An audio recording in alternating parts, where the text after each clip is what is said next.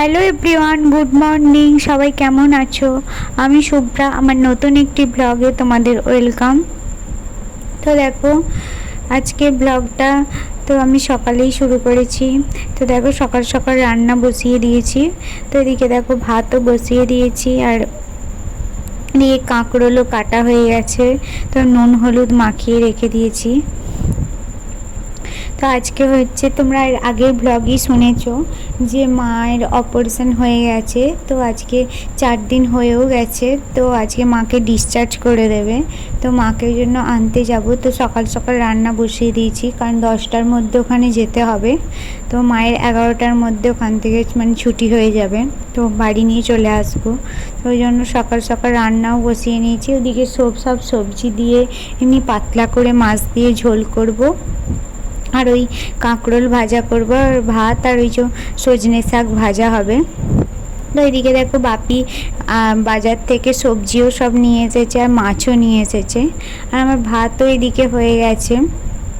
এদিকে দেখো ছেলের জন্য কুকারে একটু ডালও বসিয়ে দিয়েছি। তো ওকে একটু ডাল দিয়ে ভাত মেখে মাছ ভাজা দিয়ে খাইয়ে দেব। তো তারপর দেখো আমি এদিকে কাঁকরোলও ভেজে নিচ্ছি। তো আর ওইদিকে তোমাদের দাদাভাইকে ডিম সেদ্ধটাও দিয়ে তো আমার বোন দিয়ে এলো। তো ও খেয়ে হচ্ছে আগে মায়ের কাছে যাবে। তো ও মুড়ি টুড়ি খেয়ে নেবে আগে। তো ওকে খেয়ে আগে যেতে বললাম আমি, দিয়ে তারপর আমি আর বাপি যাচ্ছি। তো আমাদের এখানে পাশে একটা দাদাকে বলেছি, তো ওর মারুতি আছে, তো মাকে মারুতি করেই নিয়ে আসবো বাড়ি। তো ওই জন্য মারুতিতেই আমরা যাবো, আর তোমাদের দাদাভাই আগে চলে যাবে। তো তারপরে দেখো আমাদের বাড়ির সামনে একটা কাকু আখের রস বিক্রি করে। তো ওর থেকে আখের রস নিয়েছিলাম। তো আমরা এখন আখের রসটা খেয়ে নেবো। তো তারপরে এদিকে বোনকে বললাম যে মাছগুলো ধুয়ে দে। তো ও এদিকে মাছগুলোও ধুয়ে দিচ্ছিল। বাপি বাজার থেকে মাছগুলো কেটেই নিয়ে আসে, তো ও খালি আঁশগুলো ছাড়িয়ে তো ভালো করে ধুয়ে দিচ্ছিল। আর এদিকে ও শাকটাও বেছে দিয়েছে। আমি এখন শাকটা সেদ্ধও বসিয়ে দিয়েছি। তো তারপর শাকটাকে ভালো করে সেদ্ধ করে ভেজে নেব। তো তারপরে মায়ের কাছেও যেতে হবে। তো এখন সেদ্ধ করে রেখে যাব। তো এসে শাকটা ভাজবো, কারণ লেট হয়ে যাবে অনেকটা, 10টার মধ্যে ওখানে যেতে হবে। তো সেই জন্য শাকটা আর ভাজবো না, এসে ভাজবো, বাকি রান্নাটা এসে করব।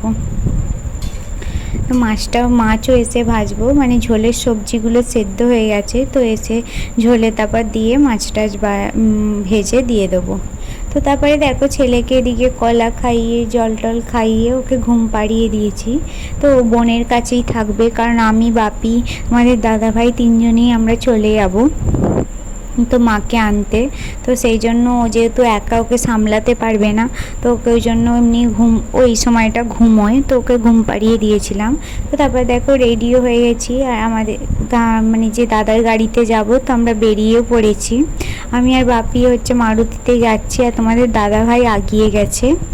তো ওকে বললাম তুমি আগিয়ে যাও, ও বাইকে আগে গেছে। তো তারপরে আমরাও বেরিয়ে পড়েছি। তো এবার গিয়ে হচ্ছে যে যা নার্সিংহোমে আমরা এসেও গেছি। দেখো এই নার্সিংহোমেই মা ছিল।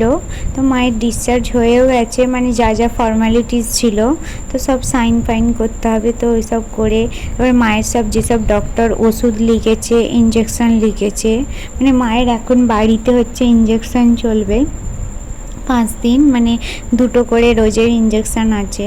তো সেই সব আর কি জেনে নিচ্ছিলাম। তো তারপরে যে মায়ের যে ওই টিউমারটা, ওটা বায়োপসি করতে দিয়েছে, ওই জন্য আমরা ল্যাবে এলাম। তো যাওয়ার পথে আমরা হচ্ছে ল্যাবেতে ডায়াগনস্টিক সেন্টারে দিয়ে দিলাম। তো দিয়ে একবারেই চলে যাচ্ছি। তো এখন রিপোর্টটা দেবে না, কারণ বায়োপসি করতে একটু লেট হয়। তো রিপোর্টটা বললো 20 দিন পর দেবে। তো আমরা ওই জন্য যাওয়ার পথেই দিয়ে দিয়েছিলাম। তো তারপরে দেখো আমরা বাড়ি এসেও গেছি, আর মাকে ওদিকে মা ঘরে রেস্ট নিচ্ছে, আর আমি এদিকে দেখো বাকি রান্নাটাও সেরে নিচ্ছিলাম। তো আগেই শাকটা আমি সেদ্ধ করে গেছিলাম, তো শাকটাও ভেজে নেব, আর মাছগুলো ভেজে ঝোলে দিয়ে দেবো।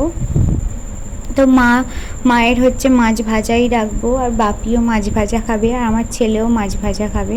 ওই জন্য কিছু মাছ ঝোলে দেবো, আর কিছু মাছ হচ্ছে ভাজা রেখে দেবো।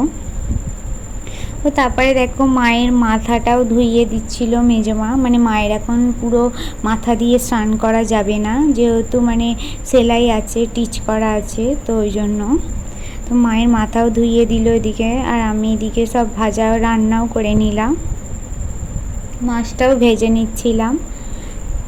তো ভেজে এবার ঝোলেও দিয়ে দেবো। তো এবার রান্না আমার চানও হয়ে গেছে, এসে একদম নার্সিং থেকে এসে তো চান টান একবারে এসে করিয়ে নিয়েছিলাম, প্রচণ্ড গরম করছিল। তো এসে তারপর বাকি রান্নাটাও করে নিলাম। আর এদিকে দেখো ছেলের ভাতটাও মানে রেডি করে নিয়েছি মেখে, তো কেউ খাইয়ে দিয়েছি। আর এদিকে তোমাদের দাদা ভাইকে আর বোনকেও খেতে দিয়ে দিয়েছি। তো ওরা এখন খাওয়া দাওয়া করে নেবে, তারপর বাবুকে ধরবে, তো তারপর আমিও খেয়ে নেবো, আমি আর বাপি।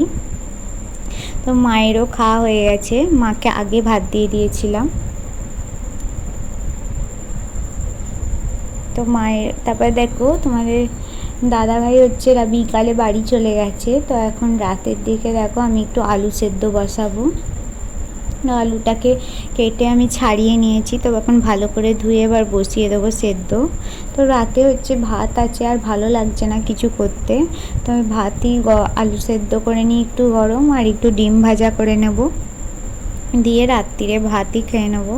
আর মা হচ্ছে মুড়ি খাবে, তো মায়ের এখন মুড়ি খেতে বলেছে, মানে অন্য কিছু খাওয়া যাবে না, ভাতও খাওয়া যাবে কিন্তু মা রাত্রিরে খাবে না ভাতটা বলছে, তো ওই জন্য মা হচ্ছে মুড়ি খাবে। তো মুড়ি শসা আলু সেদ্ধ দিয়ে মা মুড়ি খাবে, আর আমরা হচ্ছে ভাত খেয়ে নেবো আলু সেদ্ধ ডিম ভাজা দিয়ে।